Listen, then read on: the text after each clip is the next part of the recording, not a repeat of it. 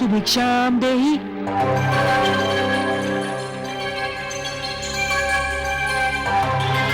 बैठ जाओ वत्स, तुम यज्ञ छोड़कर कहीं नहीं जाओगे। भिक्षाम देहि राजन।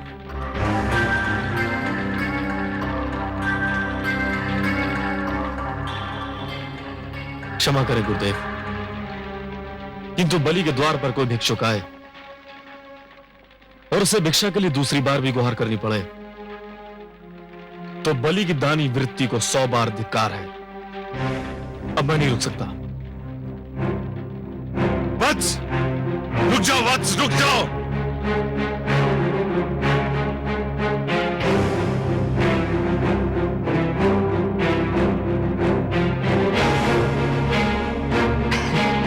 प्रणाम राजन।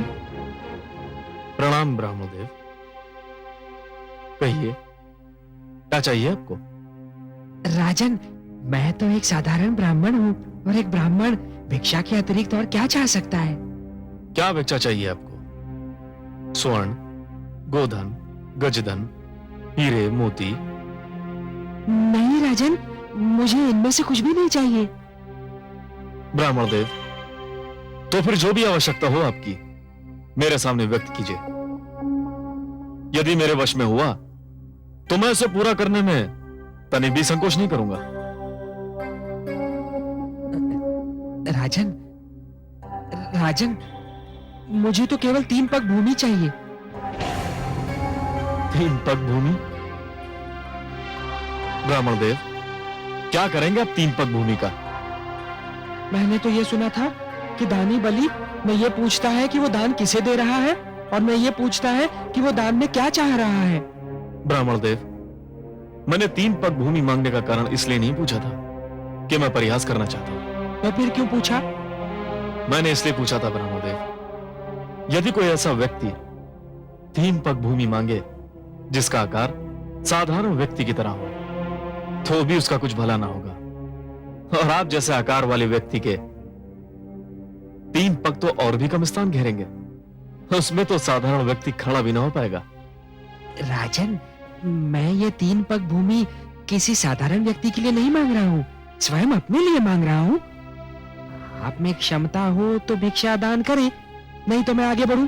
मैं आपको यहां से कहीं नहीं जाने दूंगा ब्राह्मणदेव।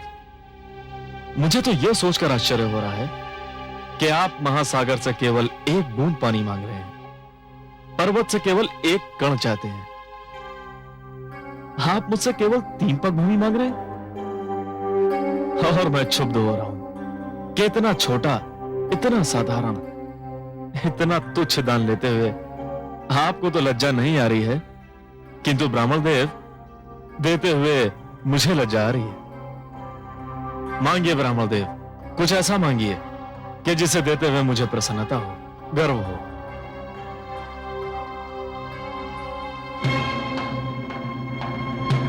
राजन, मुझे तो केवल 3 पग भूमि चाहिए।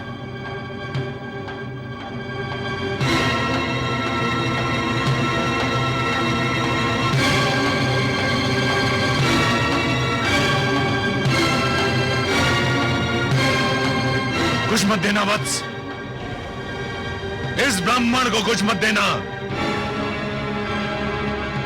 इसे कुछ मत देना वत्स, इस ब्राह्मण को कुछ मत देना।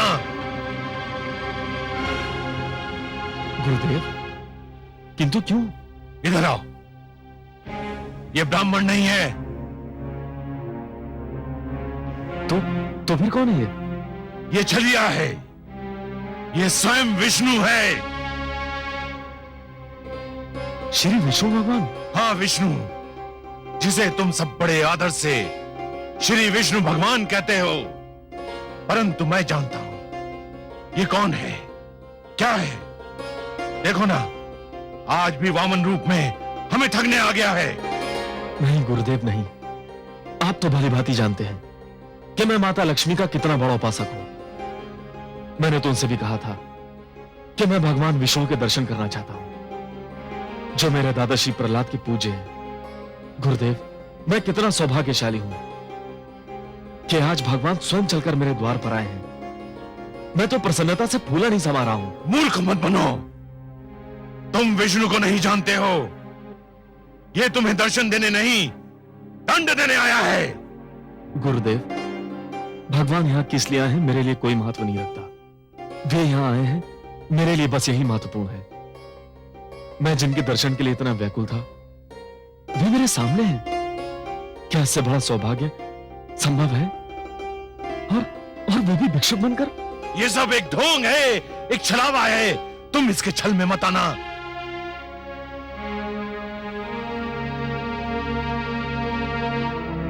महाराज के विचार में यदि कोई परिवर्तन हुआ हो तो ये ब्राह्मण भिक्षा लिए बिना भी जा सकता है राजन। नहीं भगवान, नहीं। तो फिर मेरी 3 पग भूमि? मैंने दे दी भगवान, मैंने दे दी। यूं नहीं महाराज, संकल्प लेना होगा। अवश्य।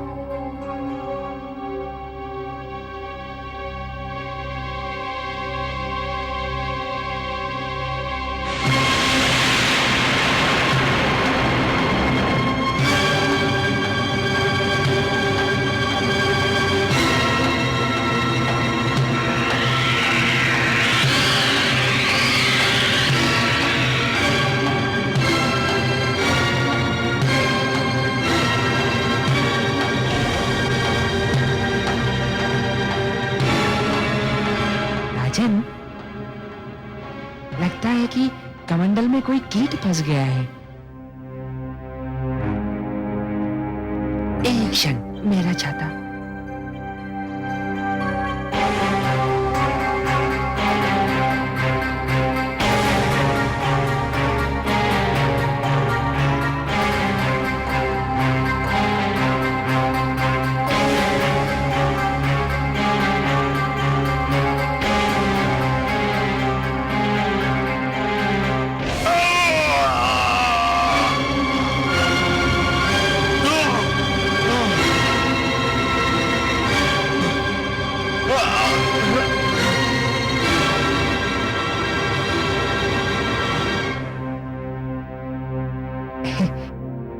राजन, कीट निकल गया।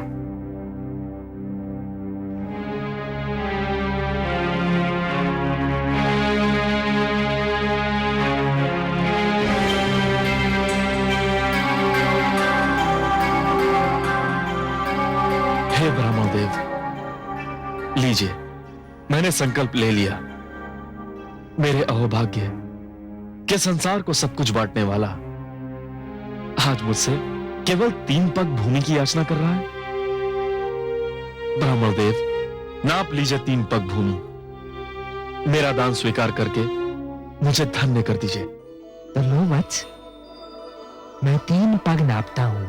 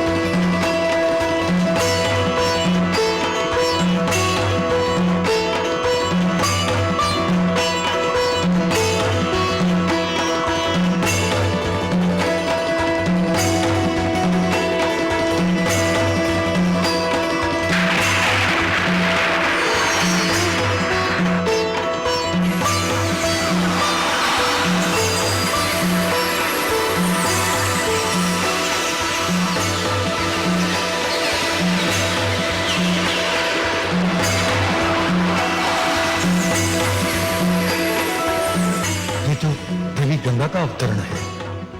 नहीं नहीं, अभी इसका समय नहीं हुआ है।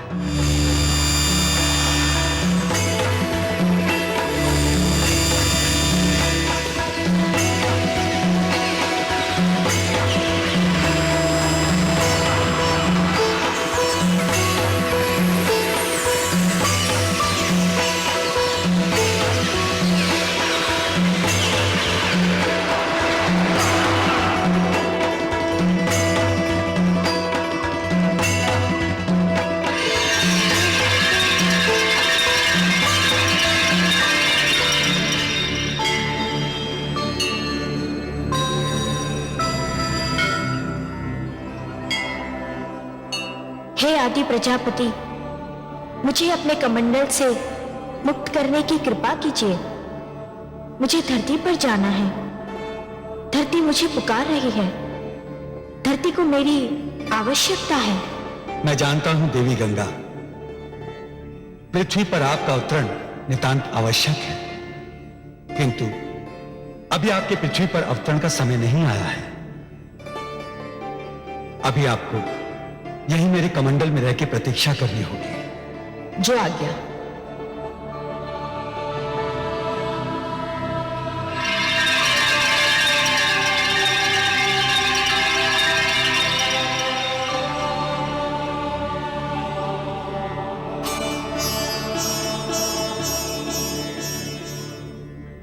हे बलि, मैंने पहला पग उठाकर समस्त धरती और पाताल को नाप लिया है। अब मैं दूसरा पग उठाने जा रहा हूं।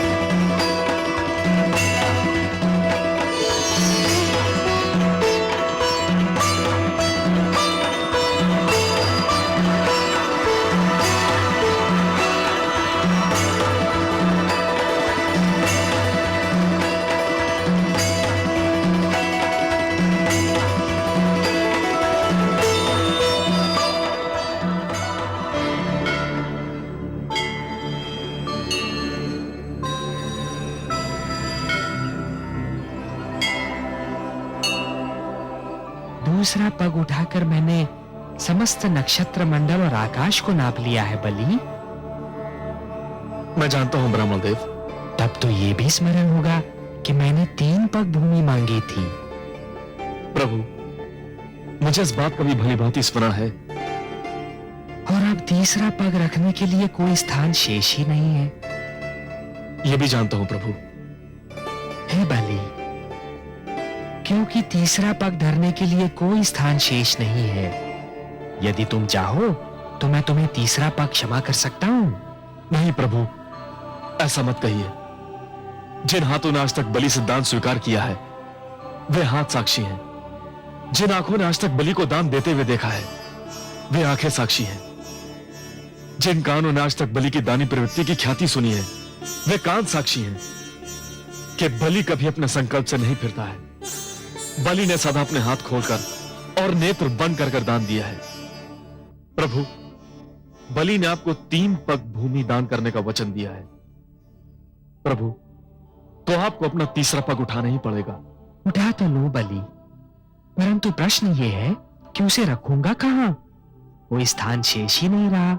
मैं जानता हूं प्रभु, मैं ये भली भांति जानता हूं कि आपके दोनों पगों ने यह सारी सृष्टि, मेरा सारा राजपाट और जो क्षेत्र मैंने जीते थे, वे भी नाप लिए हैं। अब केवल एक ही स्थान बचा है जिस पर मेरा अधिकार है, जो मेरा है। मैं तुम्हारा वाक्य पूर्ण होने की प्रतीक्षा कर रहा हूं बलि। वो कौन सी वस्तु है जिस पर अब भी तुम्हारा अधिकार है? प्रभु, वो वस्तु है मेरा शरीर। बस अब मेरी काया ही बची है जिसे मैं अपनी कह सकता हूं। जिस पर अब भी मेरा अधिकार है। प्रभु, आप अपना तीसरा पग मेरे शीश पर धरिए, ताकि संसार ये जान ले कि बलि केवल देना नहीं, वचन निभाना भी जानता है। प्रभु, कृपा करके उठाइए अपना पवित्र पग और धर दीजिए मेरे शीश पर। प्रभु, ये मेरा आग्रह भी है, मेरा हट भी है और मेरी विनती भी है। हे बलि, यदि तुम्हारी यही इच्छा है और यदि तुम ये समझते हो कि इसी में तुम्हारा उद्धार है, तो मैं ऐसा ही करूंगा।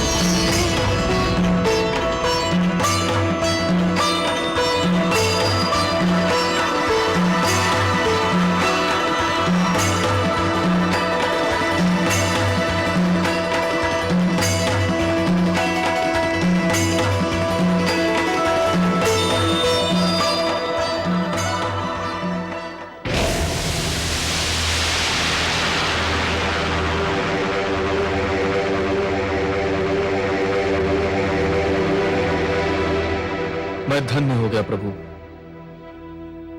मैंने अपना वचन निभा दिया।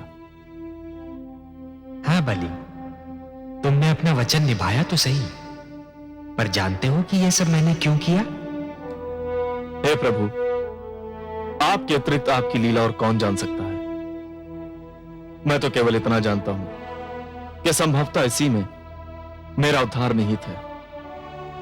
बलि, तुमने अपने जीवन का प्रारंभ बड़े शुभ और उत्तम ढंग से किया था, परंतु जब तुम जीवन के दोराहे पर पहुंचे, तब तुम उस मार्ग पर चल पड़े बलि, जिस पर असत्य का डेरा था, अहंकार का अंधेरा था। यह वो मार्ग नहीं था बलि जो मेरे भक्त प्रहलाद ने चुना था। यह तो हिरण्यकशिपु की प्रवृत्ति का मार्ग था, जिसके दमन चक्र को रोकने के लिए स्वयं मुझे नरसिंह अवतार धारण करना पड़ा था।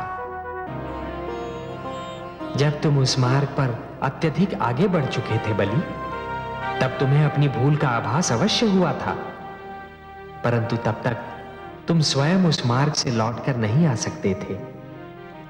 तुम्हें सत्य के मार्ग पर केवल ईश्वर ही ला सकते थे, और इसीलिए मैंने यह वामन रूप धारण किया।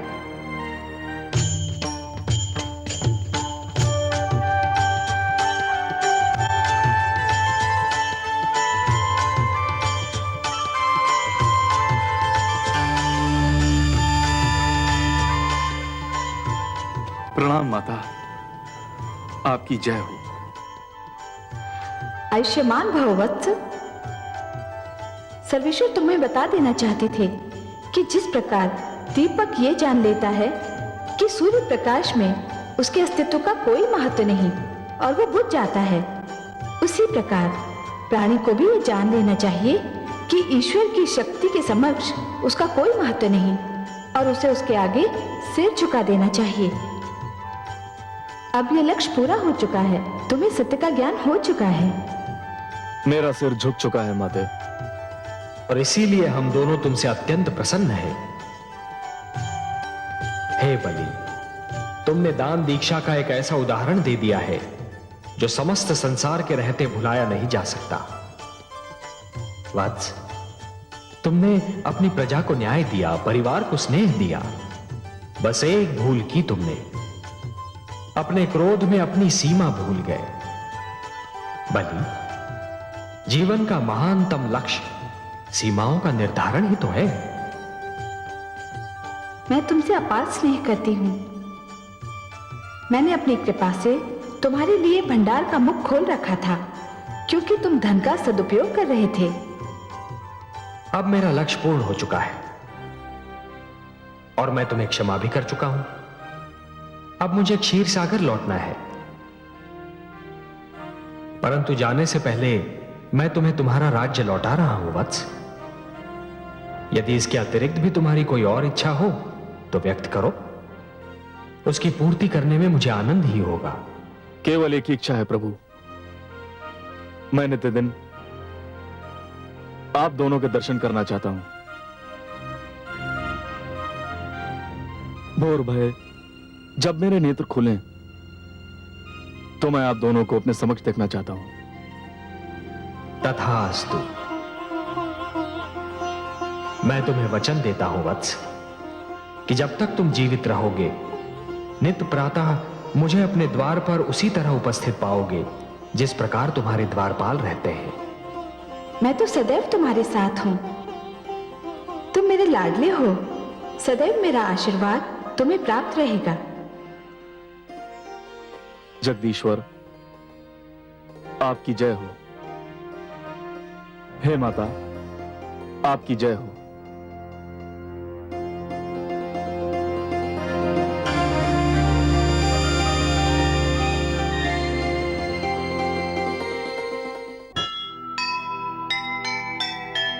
जगदीश्वर का लक्ष्य है